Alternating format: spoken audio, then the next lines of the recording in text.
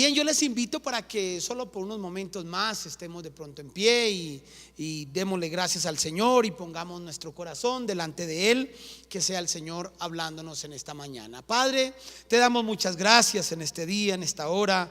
Gracias, Señor, por poder estar frente a ti, a tu palabra. Gracias, Señor, porque tú nos hablas. Gracias porque tú nos traes, Señor, cada día alivio, refrigerio a través de esa palabra que es luz en nuestro camino, que es sendero, Señor, para nuestro caminar diario. Padre, queremos poner nuestro corazón, abrirlo delante de ti, disponerlo, Señor, para que tú seas en este momento hablando, Dios, a nuestros corazones, a nuestras vidas. Seas tú edificándonos y formándonos a través de ella. Te damos gracias, Señor, porque tu palabra es viva y eficaz. Que cumpla ella el propósito en cada uno de nosotros, Señor, en el nombre de Jesús. Amén. Pueden sentarse, mis hermanos. Jesús habló mucho por parábolas. Es un recurso muy interesante que Jesús utilizó. Es un excelente maestro. Además, su forma de enseñar era maravillosa y lo hacía de una manera excepcional. Las parábolas formaron parte de ese ministerio de Jesús de una manera muy especial. Sin embargo, muchas veces no es fácil entender lo que Jesús decía en las parábolas. Tanto que el mismo Jesús va a decir en algún momento. Así que a veces en realidad es un poco difícil entender algunas parábolas. Algunas son muy sencillas, muy claras, otras un poco con mayores grados de complejidad. Y hay una parábola en especial con la que vamos a empezar nuestra serie en el día de hoy, que es conocida como la parábola de los dos cimientos, o también conocida como la parábola de la casa sobre la roca.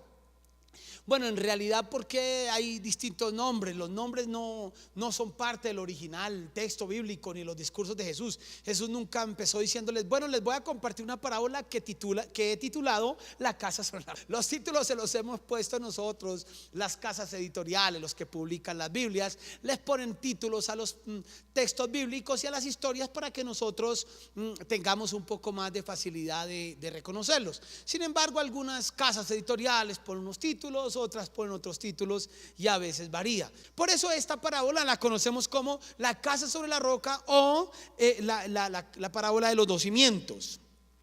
Pero es una parábola de las más conocidas de las que Jesús presentó, porque se presta para muchas cosas. Ya vamos a ver ahora algunas cosas. Se presta para dibujitos, para historias muy interesantes que vamos a mirar. Y se encuentra registrada en dos porciones en el texto bíblico, en dos evangelios. La parábola la cuenta el evangelio de Mateo y también la cuenta el evangelio de Lucas. Vamos a mirar primero en el evangelio de Mateo, que es donde vamos a estar básicamente nosotros acercándonos al texto, pero luego vamos a mirar un poco lo que nos cuenta Lucas como una ayuda importante para nosotros. En el libro de Mateo, en capítulo 7, se encuentra la parábola a partir del versículo 24. Si usted tiene su Biblia allí, vale la pena que la abra. Yo fui formado en esa escuela de tener una Biblia impresa en la mano y con un papel, con un lápiz, con un esfero, con un marcador, con lo que sea, rayando mi Biblia. Así fui formado yo. Rayar, escribir, anotar es muy valioso porque nos ayuda en nuestro proceso de crecimiento en la fe cristiana. Entonces dice el texto bíblico, si lo tiene acompáñeme, si no lo tiene siga la lectura en la pantalla. Dice Mateo capítulo 7 a partir del versículo 24 de la siguiente manera: cualquiera pues que me oye estas palabras y las hace, le compararé a un hombre que prudente edificó su casa sobre la roca. Descendió lluvia, vinieron ríos, soplaron vientos, golpearon contra aquella casa, pero esa casa no cayó, porque estaba fundada sobre la roca. Pero cualquiera que me oye estas palabras y no las hace, le compararé a un hombre insensato que edificó su casa ¿dónde? La arena. Descendió lluvia, vinieron ríos, soplaron vientos, dieron con ímpetu contra aquella casa. ¿Y esta casa qué pasó? Se cayó. ¿Por qué? Porque estaba ¿dónde? Sobre la arena. Y su ruina fue ¿qué? Grande, grande, grande. Bien, en esta parábola Jesús está comparando dos tipos de hombres. Hombres no son machos varones, hombres es seres humanos. El texto bíblico cuando habla de cuando Dios creó al hombre, lo creó macho y hembra, es decir, a macho y hembra somos de la raza humana. Entonces aquí lo que dice es dos tipos de hombres, se refiere a dos tipos de personas. Entonces Jesús está haciendo un paralelo entre dos tipos de personas, que puede ser hombre o puede ser mujer, no importa. Lo que dice el texto es que el primer tipo de hombre al cual Jesús se refiere es el que nosotros hemos leído allí, es ese hombre imprudente. Bien, el texto bíblico, el Nuevo Testamento fue escrito originalmente en griego. Así que cuando uno está estudiando la palabra y quiere saber a veces con más profundidad lo que significan ciertas cosas, va al idioma original, en este caso el griego, y estudia un poco más allí, y a partir de allí aprendemos cosas interesantes, como por ejemplo lo siguiente: la palabra que usó Jesús en griego para hablar de este hombre imprudente en Mateo es la palabra frónimos, en griego, frónimos. Pero para nuestro caso no importa eso, no tenemos que aprender griego aquí en la escuela dominical. ¿Qué es lo que me interesa a mí? Que esa palabra frónimos que usó Jesús se puede traducir al español de distintas formas. El frónimo significa en español prudente, ciertamente, pero mire, también significa sabio, significa sensato, significa un pensador juicioso. Así que Jesús toma a este hombre y lo quiere comparar con otro, un frónimos que es prudente, sabio, sensato, un pensador muy juicioso. Y dice Jesús que es el contraste con otro hombre al que Jesús en griego va a decir el moros. El moros, ¿qué significa la palabra griega moros? En español podemos traducirla como fatuo, necio, aburrido, una palabra fuerte, estúpido, tonto, falto de sensatez, un loco. Jesús está comparando a estos dos, el frónimos y el moros, el prudente, sabio, sensato con un tonto, aburrido, falto de sensatez, loco, estúpido. Es muy común que Jesús en sus parábolas utilizara ciertas figuras metafóricas. Cuando Jesús va a hablar del reino, del reino de los cielos, Jesús compara el reino de los cielos con la levadura, lo compara con un grano de mostaza, lo compara con un tesoro escondido. Jesús usa muchas figuras interesantes. Él habla de perlas, de ovejas, de cizaña, y hay muchas cosas, figuras interesantísimas. Jesús es un gran maestro.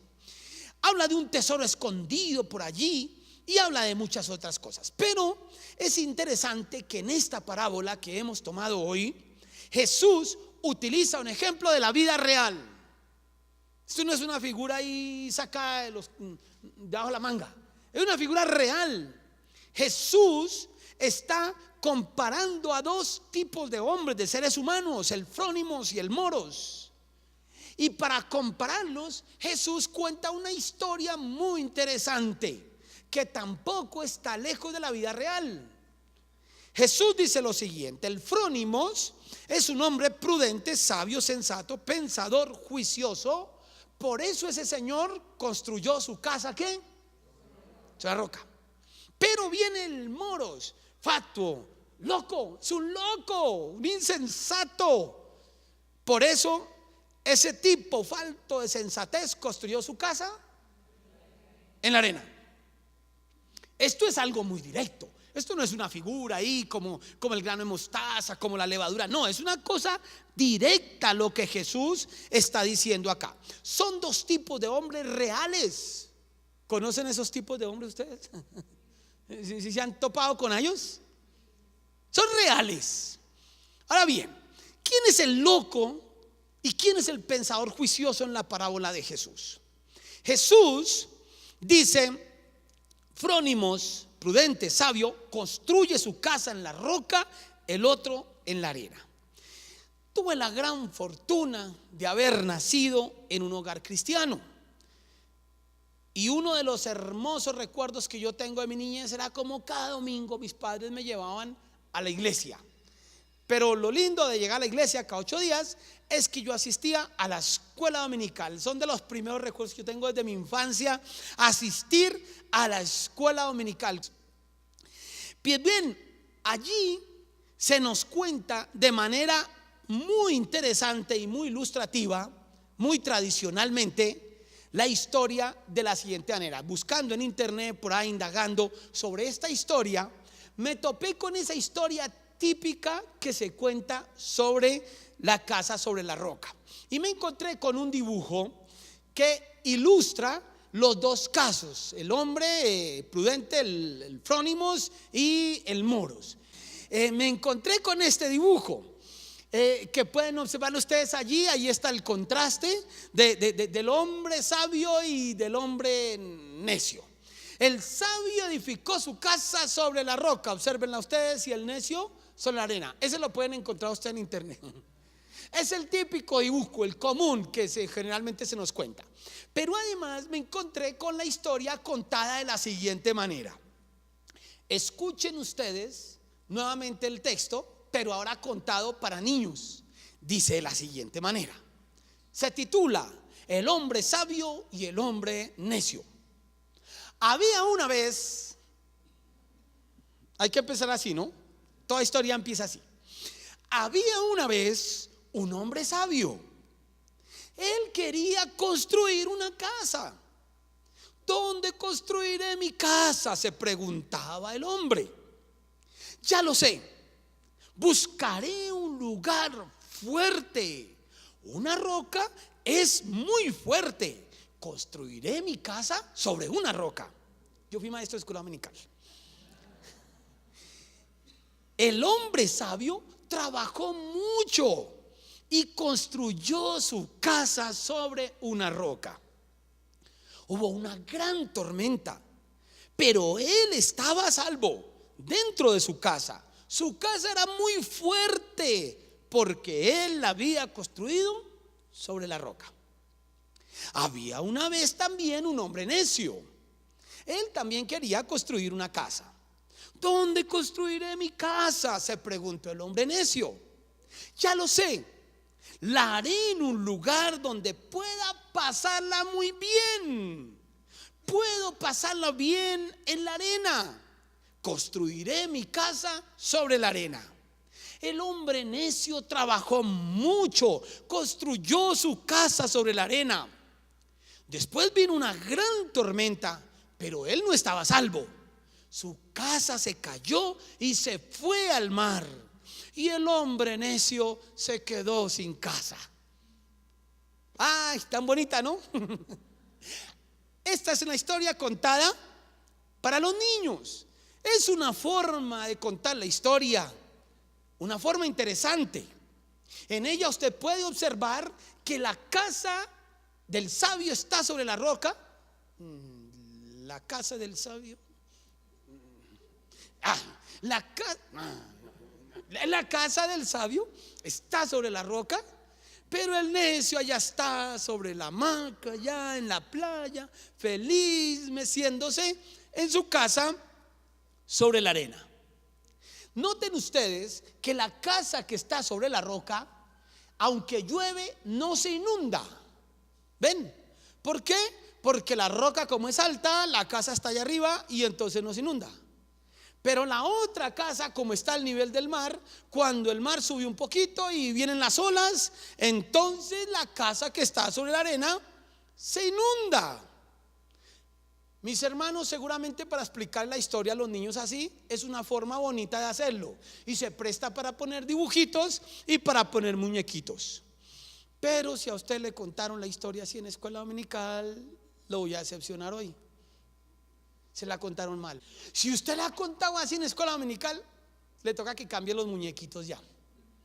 La verdad es que esos muñequitos, aunque son muy bonitos y parece hasta el momento que ilustran lo que Jesús dijo, en realidad estos muñequitos no ilustran lo que Jesús dijo.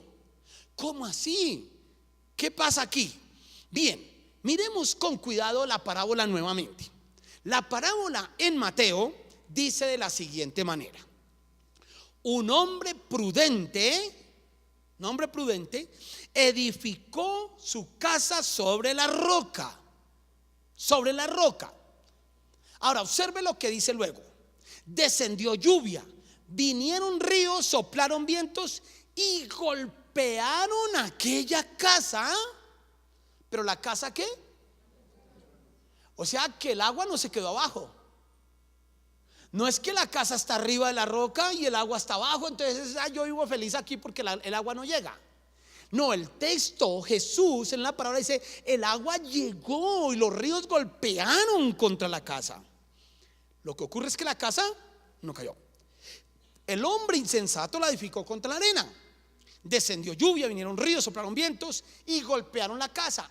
Y exactamente igual que en el caso de quien construyó su casa sobre la roca.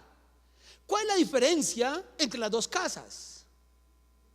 La una cayó y la otra no cayó.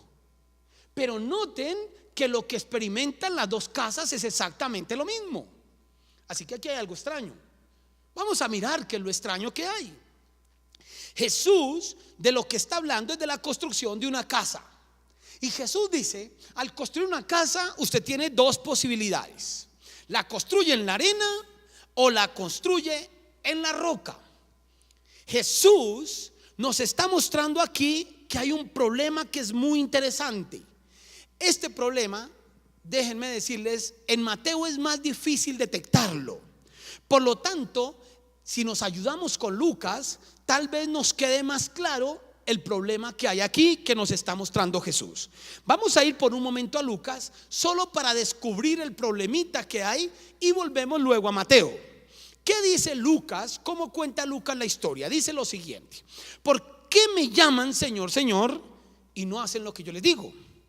Todo el que viene a mí y oye mis palabras y las hace, les indicaré a quién es semejante. Semejante es al hombre que al edificar una casa, y entonces si quiere usted rayar, raya ahí lo que viene adelante, porque ahí está la clave para entender. El hombre prudente, un hombre cualquiera, al edificar una casa, ¿qué fue lo que hizo? Cavó, ahondó y puso su fundamento sobre la roca. Cuando vino una inundación, el río dio con ímpetu contra la casa. ¿Sí ven? El río golpeó la casa, ¿se dan cuenta?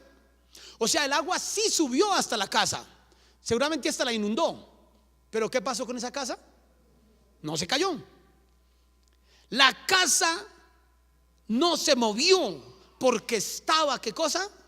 Fundada sobre la roca. El problema de la segunda casa, dice Lucas, es que el que oyó y no hizo lo que Jesús dijo, semejante es al hombre que edificó su casa sobre tierra sin fundamento. También el río dio con ímpetu, también los vientos llegaron, pero la ruina fue grande. En Lucas, la parábola tiene dos diferencias con relación a las diferencias con relación a la parábola en Mateo. La primera diferencia es que Lucas no habla de frónimos y moros, no habla de prudente e insensato, simplemente dice dos hombres. Pero la segunda diferencia importante es que Lucas nos hace clara la parábola, la ilustración de Jesús, porque no se trata de una casa que está edificada encima de una roca. No es que hay una roca grande y entonces el hombre dijo, uy, voy a subir hasta allá y voy a construir mi casa allá en esa roca grandota. ¿Qué es en realidad lo que Lucas nos deja ver bien? Lucas lo que nos dice es que para construir la casa, para cimentar la casa, el segundo hombre excavó y buscó la roca. Cuando la encontró, sobre ella hizo los cimientos para levantar su casa.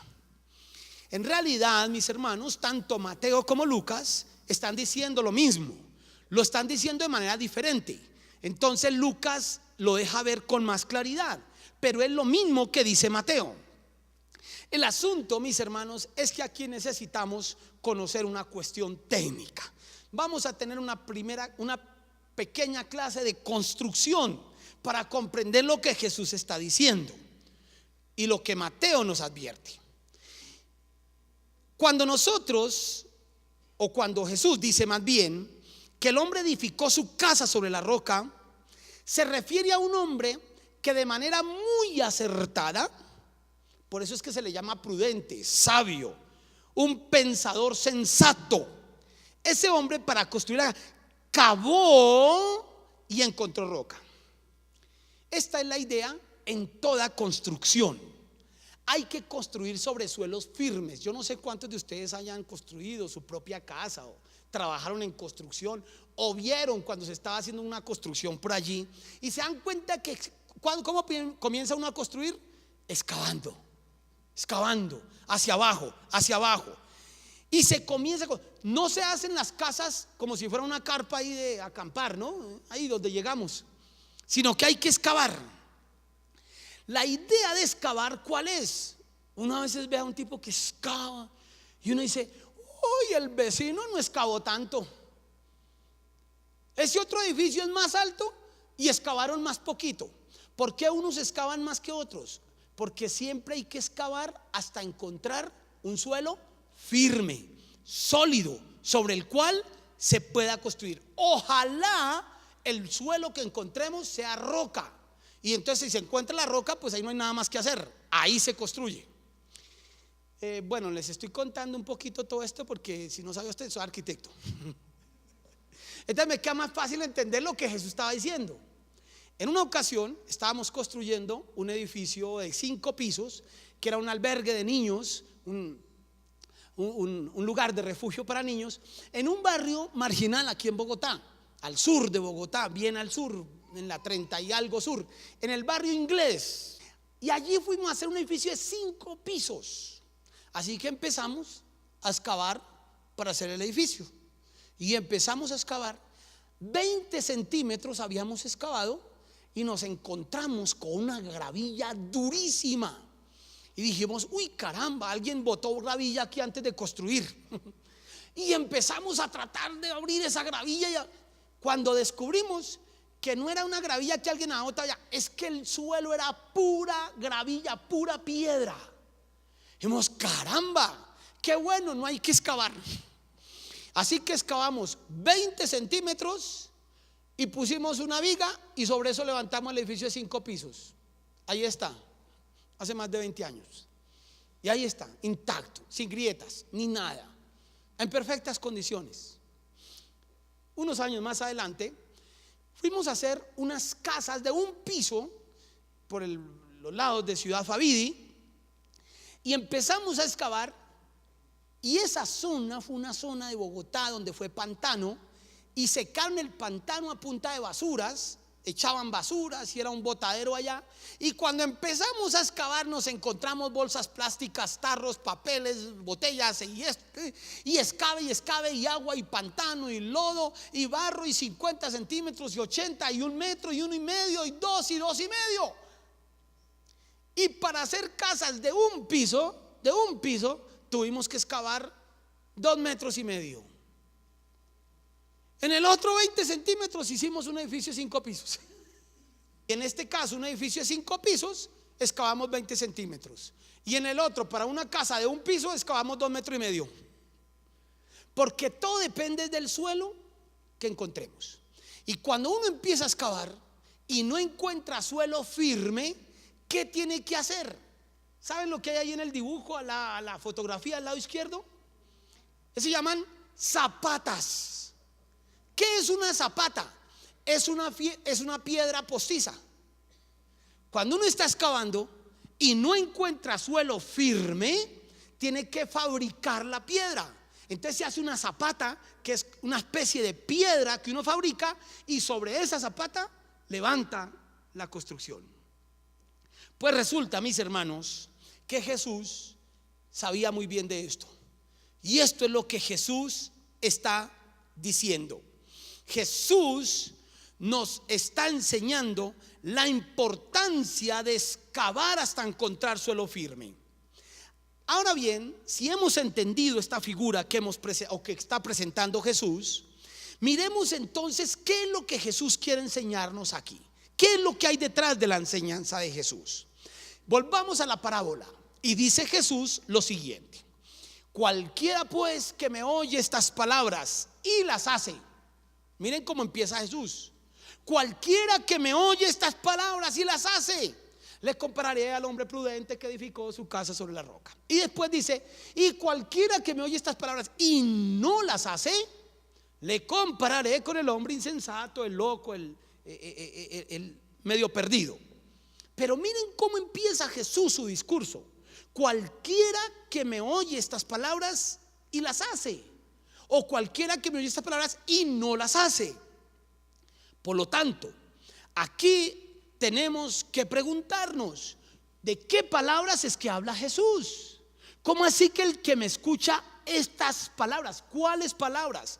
Entonces uno tiene que coger el Evangelio de Mateo e irse más atrás de la parábola de los cimientos, empezando el capítulo 7, y entender de qué es que está hablando Jesús. Pues resulta que el discurso de Jesús no empezó en el versículo 24. El discurso de Jesús empezó antes. ¿Y qué es lo que Jesús comenzó diciendo? Pongan mucha atención a lo que Jesús habla. Comienza el mensaje, el discurso de Jesús, diciendo lo siguiente: pidan y se les dará, llamen y se les abrirá, porque todo el que pide recibe, y el que busca halla, y el que llama se le abre. Ahí empezó Jesús el discurso. Jesús está llamando a sus seguidores a que pidan, a que llamen, a que soliciten, a que deseen, a que anhelen cosas. Solo que Jesús continúa el discurso diciendo: pero ojo, mucho cuidado, entren por la puerta estrecha, porque ancha es la puerta y espacioso es el camino que lleva a la perdición, y son muchos los que entran por ella. Porque estrecha es la puerta y angosto es el camino que lleva a la vida, y pocos son los que la hallan. Pero luego en el discurso Jesús advierte lo siguiente: y guárdense de los falsos profetas que vienen a ustedes vestidos de ovejas, pero por dentro son lobos rapaces. Y luego continúa Jesús, versículos 22 y 23: porque muchos me dirán en aquel día: Señor, Señor, ¿no profetizamos en tu nombre? Y en tu nombre echamos fuera demonios, y en tu nombre hicimos milagros. Entonces les declararé: nunca os conocí, apártense de mí, hacedores de maldad. Miren ustedes cómo es el discurso de Jesús: pidan, llamen, toquen, pero ojo, entren por la puerta angosta, no por la ancha, y tengan cuidado los falsos profetas, porque muchos vendrán diciendo que ay, sí, que hicieron milagros y que cosas, pero yo les diré que ustedes son hacedores de maldad. Y cuando termina Jesús ese discurso, entonces le dice a sus seguidores: si ustedes escuchan eso y hacen lo que les estoy diciendo, serán frónimos, sabios, sensatos, prudentes. Pero si ustedes, escuchando lo que les acabo de decir, no ponen atención y no lo hacen, serán moros, necios, estúpidos, tontos, locos. Miren ustedes aquí cuál es la relación que Jesús está presentando. Las palabras que les he dicho están relacionadas con la enseñanza de los dos cimientos. Busquen, llamen, pero no busquen las cosas fáciles, no busquen el terreno blandito. Entren por la puerta angosta. Tengan cuidado con los falsos profetas que quieren hacerles la vida fácil. Un hombre comienza a construir su casa y excava y excava y excava, y el que está al lado dice: qué tonto, ¿cómo pierde el dinero excavando? Yo no me voy a poner a excavar tanto, yo hago mi casa así, y más bien le voy a gastar harto dinero en los acabados. El otro pobre hombre se gastó todo su dinero en sus cimientos, levantó una construcción modesta, y el otro, qué lujo de casa. Pero cuando vino el viento, el agua y los sismos, se notó la diferencia. Tengan cuidado, mis hermanos, con el tal cuento de pare de sufrir. Tengan cuidado con los pactos y las promesas a Dios para que le resuelva sus dificultades simples. Ay, Dios, aquí te traigo estos 50,000 pesos para que me arregles tal problema. Se volvió Dios un comisionista de bolsa. Mis hermanos, si edificamos nuestra vida sobre ese tipo de fundamentos, vamos a experimentar serios problemas. ¿Por qué en una cimentación es tan importante excavar hasta encontrar suelo firme? Ustedes se han dado cuenta, hermanos, que cada vez más en Colombia y en el mundo son recurrentes los anuncios de que estamos expuestos a un gran sismo. Cada rato nos hablan de que estamos en riesgos. Bogotá de manera particular se encuentra en una franja de alto riesgo sísmico, y entonces cada rato nos mantienen llenando de miedo, ¿no? En las empresas, en las escuelas, en las universidades. Hagamos aquí unos ejercicios de práctica. ¿Qué pasa si llega un terremoto? Entonces, ¿cómo actuaríamos? Hagamos simulacros. Y entonces nos advierten, y tengan linternas, y tengan comida y un pito y no sé qué, no. Porque estamos en una zona de alto riesgo sísmico.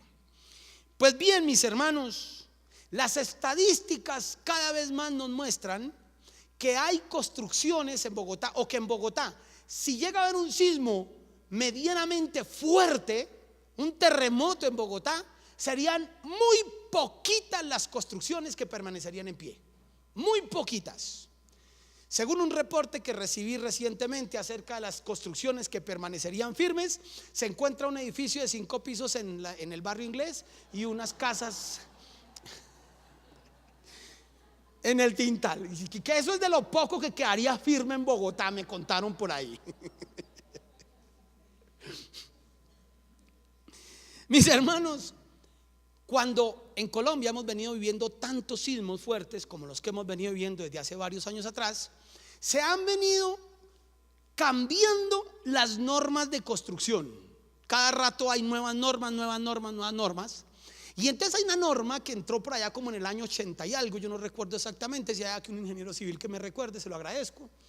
Cuando entró en vigencia las normas de sismo resistencia, y entonces nos empezaron a exigir que las construcciones debían cumplir las normas de sismo resistencia. Esa palabra hay muchos que no la entendieron, y entonces uno en la calle suele mucho de escuchar la expresión: y esta construcción es antisísmica, y este edificio es antisísmico. No hay ningún edificio antisísmico. No usen nunca esa expresión. Ustedes se imaginan un edificio bien fuerte que hay ahí, y entonces viene un sismo duro, y el sismo viene y dice: este edificio es muy fuerte, yo mejor me devuelvo. No hay edificios antisísmicos. Lo que hay es edificios sismo resistentes. O sea, el sismo sí llega hasta allá. No se puede evitar el sismo. Lo que sí se puede evitar es que el edificio se caiga. ¿Cómo evitamos que el edificio se caiga? Haciendo una construcción sismo resistente. Por eso la primera condición para garantizar la estabilidad y la sismoresistencia en un edificio es la cimentación. Un edificio, para que sea sismorresistente, tiene que estar bien cimentado. Por eso es que hoy en día, antes de empezar la construcción, cuando apenas está el lote ahí peladito, se contratan unos especialistas para que hagan un estudio de suelos. El especialista viene con unas máquinas, con unas brocas, con unos taladros y perfora el suelo. Perfora a diferentes profundidades, extrae muestras del suelo y entonces esa perforación nos dice: mire, usted aquí durante 80 centímetros va a encontrar solo tierra negra. Después viene una arcilla, una greda, viene esto, viene barro, viene tal cosa, y a tanta profundidad usted va a encontrar un suelo firme. Luego, cuando uno hizo ese estudio de suelos, ahora sí puede determinar qué tan profundo excava y qué tipo de cimentaciones va a hacer. Terminada ya la lección técnica, volvamos a la palabra. Volviendo a nuestra figura, según la ilustración de Jesús, Jesús nos está diciendo es: el sabio edificó su casa sobre la roca. No es una roca arriba que se levanta, es una roca que se encontró mientras profundizaba. Por eso es la diferencia entre el sabio y el necio, porque el necio creyó que podía construir ahí donde encontró su pedazo de terreno.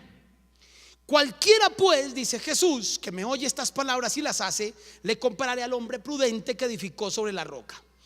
Observe lo que dice el texto: descendió lluvia, vinieron ríos, soplaron vientos y golpearon aquella casa. La casa que está sobre la roca fue golpeada, fue azotada. Los vientos llegaron, estremecieron la casa, rompieron vidrios.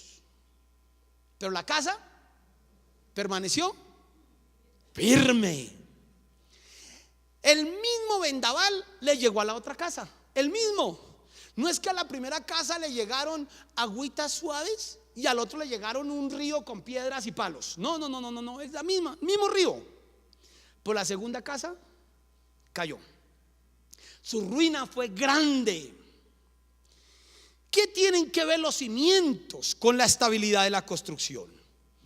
En ambos casos descendió lluvia, en ambos casos vinieron ríos, en ambos casos los vientos que soplaron y golpearon fueron fuertes, pero la una cayó y la otra permaneció firme.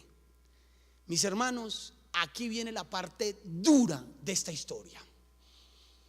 Póngase su cinturón de seguridad, agárrese de la silla, porque viene lo duro.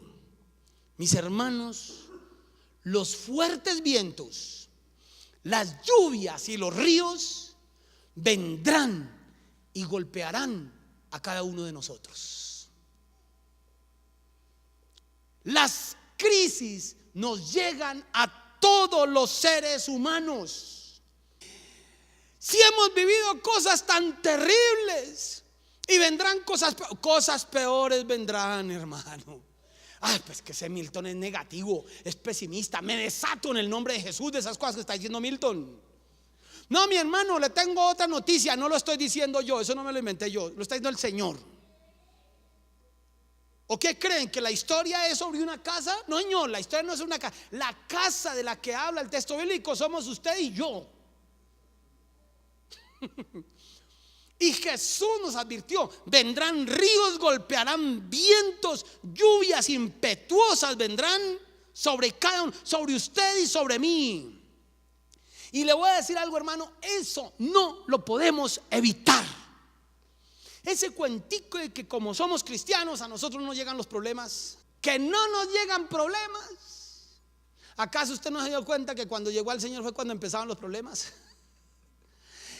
Los vientos llegan, las crisis llegan, los problemas llegan. Nosotros no podemos evitar eso.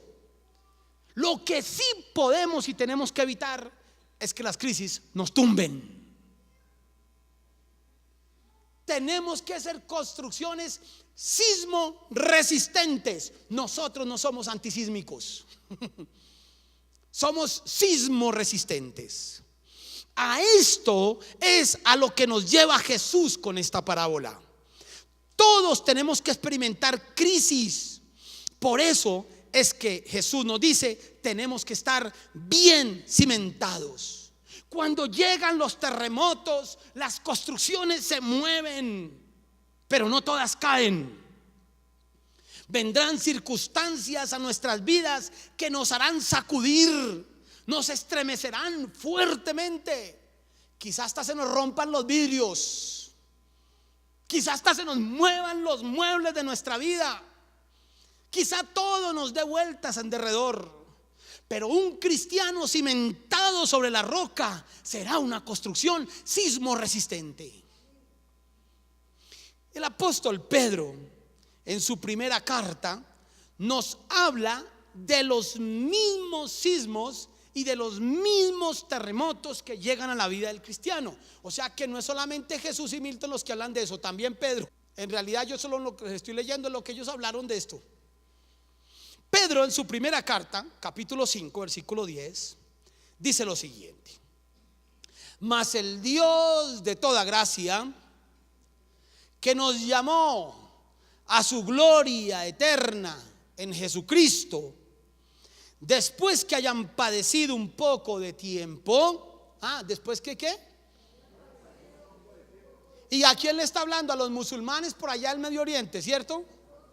A los chinos por allá de Japón, a ese chino japonés de la India. ¿A ellos les está hablando? ¿A quién? A sus hijos, a sus seguidores, a sus creyentes, a usted y a mí. Después que hayan padecido por un tiempo, Él mismo los perfeccione, los afirme, los fortalezca y los establezca. El apóstol relaciona el sufrimiento con la perfección, con la firmeza, con la fortaleza y con el establecimiento. Es decir, para que usted sea perfecto, sea firme, sea fuerte y si esté establecido, necesita sismos en su vida. Eso es lo que necesita. No puede haber lo uno sin lo otro. No hay estabilidad sin pasar por crisis. Y es que, escúcheme bien, hermano querido, las crisis son a la fe como un sismo lo es a un edificio. Las crisis atacan la fe porque ellas nos ponen a preguntarnos cosas. Le enviamos preguntas a Dios: ¿por qué a mí? ¿Por qué preciso en este momento? ¿Por qué de esa manera? ¿Por qué no de otra?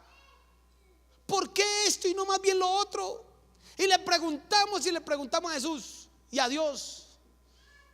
Y lo más triste es cuando Dios ni nos responde siquiera. Se queda callado.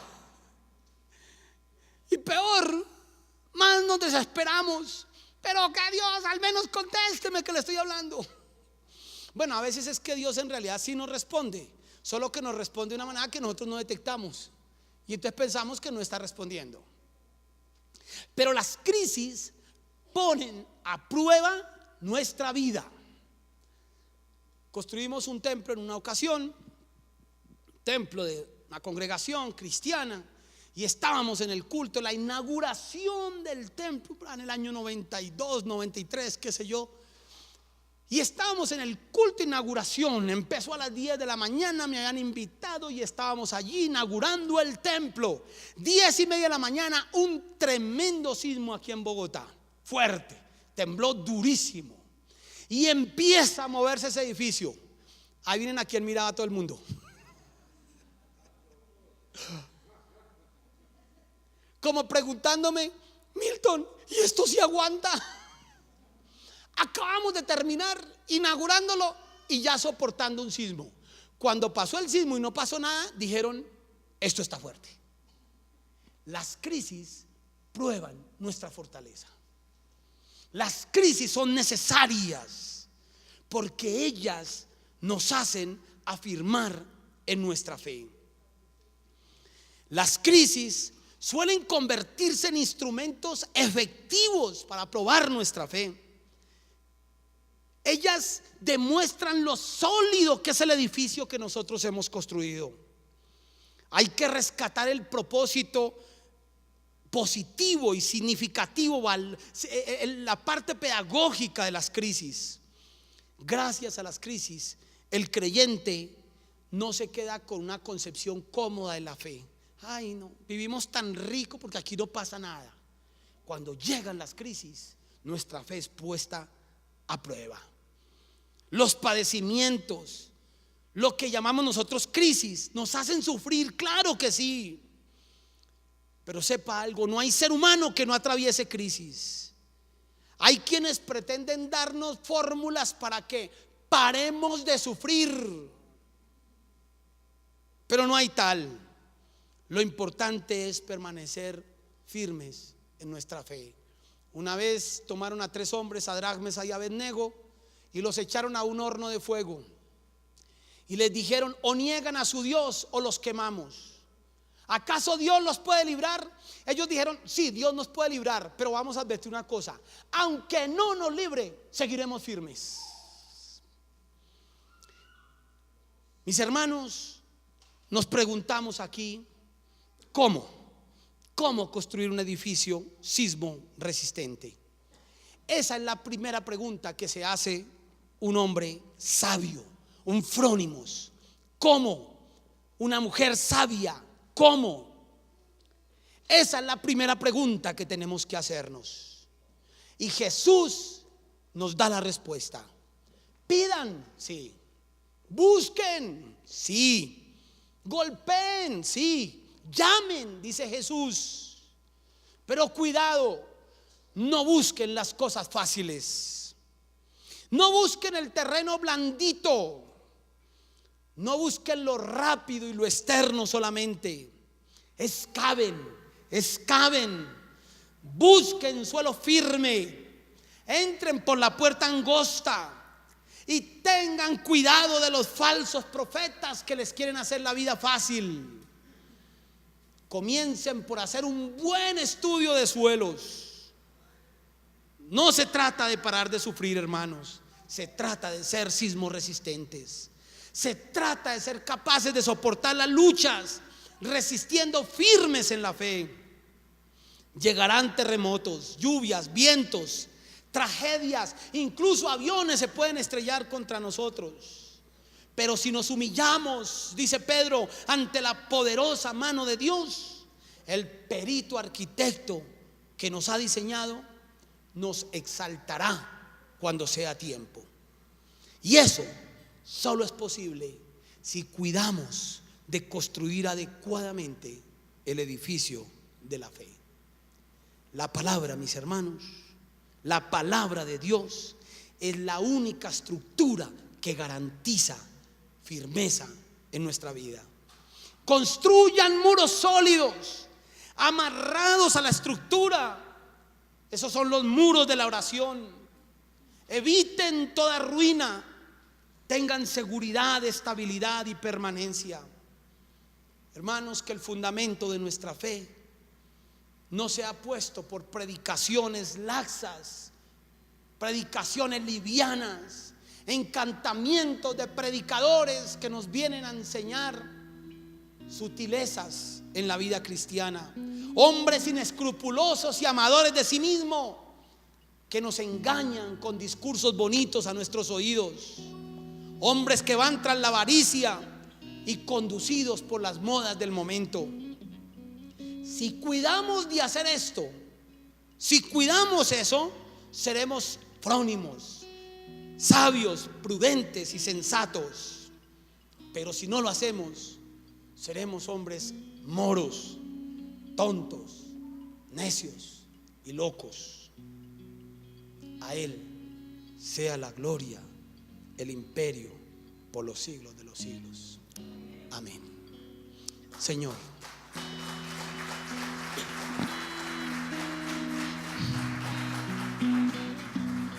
Señor, te damos gracias en esta hora. Alabamos tu nombre, te exaltamos, Señor, y te bendecimos. Padre, aquí estamos delante de ti, poniendo nuestra vida, conscientes, Señor, de todas las dificultades que tenemos que afrontar como hijos tuyos, pero conscientes también de que hay un Dios en los cielos que nos guarda, nos protege y nos lleva de su mano. Señor, ayúdanos a permanecer en ti cada día. Ayúdanos a estar cimentados y agarrados de tu mano. Ayúdanos, Señor. Te lo rogamos en el nombre de Jesús.